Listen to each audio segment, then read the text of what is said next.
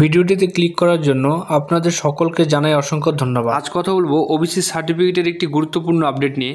ইতিমধ্যেই আপনারা দেখেছেন যে পশ্চিমবঙ্গ সরকারের ব্যাকওয়ার্ড ক্লাসেসের ওয়েবসাইট অথবা যেটিকে কাস্ট সার্টিফিকেটের ওয়েবসাইটে বলা হয়, সেই ওয়েবসাইটে গেলে কিন্তু একটি নতুন নোটিশ আপনাদের সামনে চলে আসবে ওবিসি সার্টিফিকেট নিয়ে, যেখানে কিন্তু ওবিসি সার্টিফিকেটে যাদের রয়েছে তাদের সবাইকে কিন্তু রিভ্যালিডেশন এবং রি ইস্যু করার কথা কিন্তু বলা হয়েছে।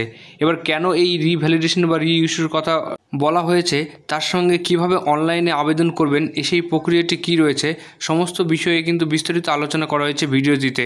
তাই ভিডিওটি স্কিপ না করে পুরোটা দেখবেন এবং আপনি যদি চ্যানেলে নতুন হয়ে থাকেন অবশ্যই আমাদের চ্যানেলটিকে লাইক, কমেন্ট, শেয়ার এবং সাবস্ক্রাইব করে বেল বাটনটিকে অন করে রাখবেন, যাতে আমাদের গুরুত্বপূর্ণ আপডেটগুলি আপনার কাছে সবার আগে পৌঁছে যায়।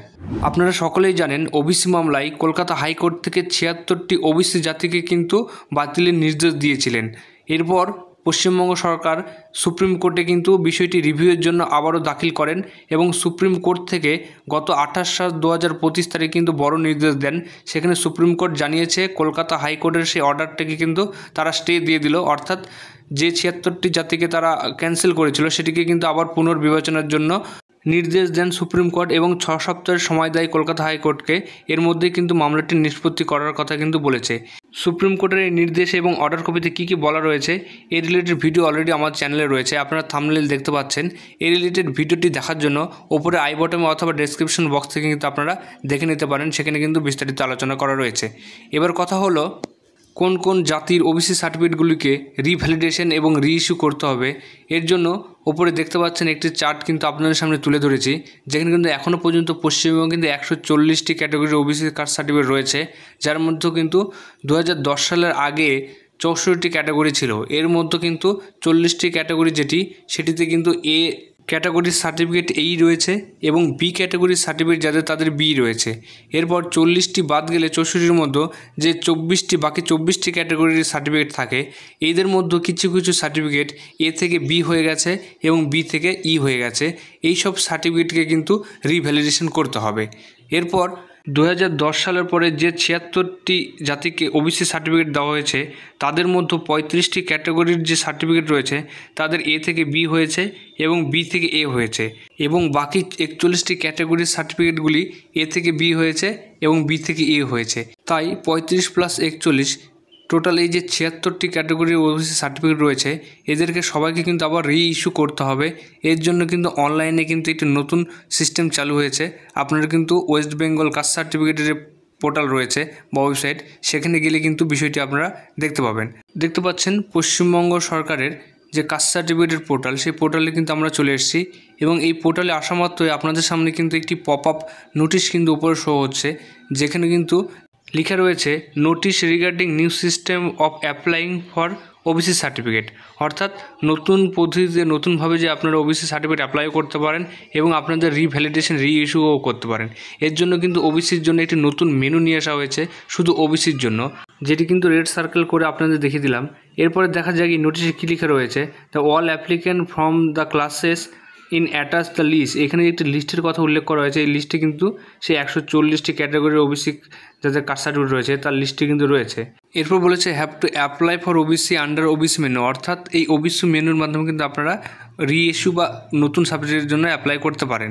এরপর বলেছে for previous candidate holder only having digital certificate number putting their previous digital certificate number and digital certificate issue date online application form, অর্থাৎ আপনার যে রি ইস্যু বা রিভ্যালিডেশন করতে গেলে আপনাদের এই অপশন থেকে যে ডিজিটাল নাম্বারটি রয়েছে এবং ইস্যু ডেট রয়েছে সেটি দিয়ে কিন্তু নতুন করে অ্যাপ্লিকেশন শুরু করতে হবে। এরপর যাদের ম্যানুয়াল ওবিসি সার্টিফিকেট রয়েছে তারা check certificate under OBC menu, এই চেক সার্টিফিকেটে গিয়ে কিন্তু আপনাদের ওল্ড ওবিসি সার্টিফিকেট নাম্বার দিয়ে কিন্তু আপনাদের ডিজিটাল যে সার্টিফিকেট নাম্বারটি রয়েছে সেটি কিন্তু খুঁজে বের করতে হবে প্রথমে, তারপর সেটি এবং তার যে ইস্যু ডেট সেটি দিয়ে কিন্তু ওবিসি অপশন থেকে ওবিসি মেনু থেকে কিন্তু রিভ্যালিডেশন বা রি ইস্যুর কাজটি করতে হবে। তাহলে দেখে নেওয়া যাক এই নতুন ওবিসি মেনু থেকে আপনারা কীভাবে ওবিসি সার্টিফিকেটের জন্য অ্যাপ্লাই করবেন। এর জন্য দেখতে পাচ্ছেন ওপরে ওবিসি বলে একটি অপশন রয়েছে। এই ওবিসি অপশনে প্রথমে আপনাদের ক্লিক করতে হবে। এই ওবিসি অপশনে ক্লিক করলে আপনাদের এখানে কিন্তু অনেকগুলি অপশন খুলবে, যেখানে প্রথমে দেখতে পাচ্ছেন অ্যাপ্লাই ফর ওবিসি যে লেখা রয়েছে, এইখানে আপনাদের ক্লিক করতে হবে। তাহলে কিন্তু আপনাদের সামনে ফর্মটি খুলে যাবে।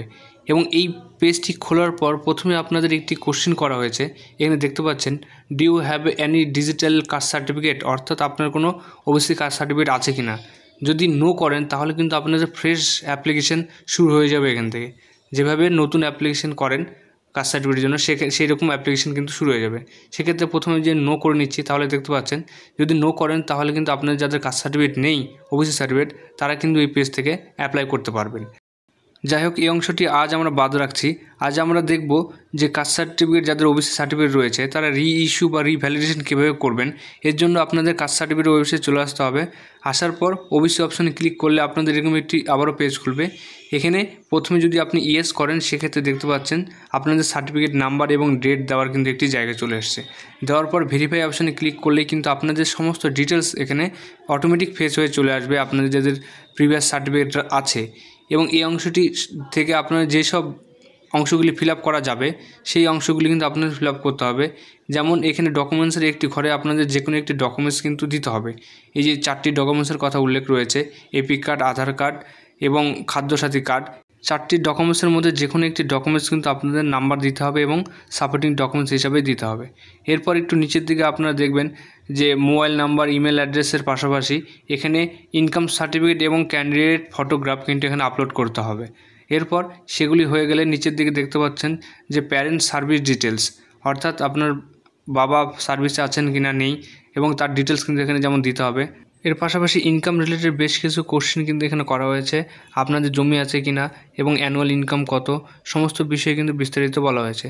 সব সঠিকভাবে ফিল আপ করার পর নিচে দেখতে পাচ্ছেন সাবমিট বলে একটি অপশন রয়েছে। এই অপশনে কিন্তু ক্লিক করলে আপনাদের অ্যাপ্লিকেশনটি কিন্তু সাবমিট হয়ে যাবে। আর এইভাবেই কিন্তু আপনারা রিইস্যু বা রিভ্যালিডেশনের জন্য অ্যাপ্লিকেশনটি সাবমিট করতে পারেন।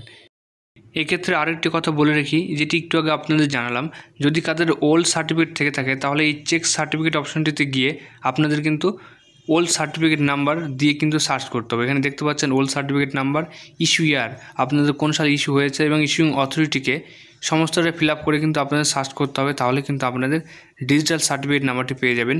সেটি দিয়ে কিন্তু আগের অ্যাপ্লিকেশনটি যেভাবে করলেন সেমভাবে কিন্তু আপনাদের করতে হবে। এটি ছিল ওবিসি সংক্রান্ত আজকের গুরুত্বপূর্ণ আপডেট।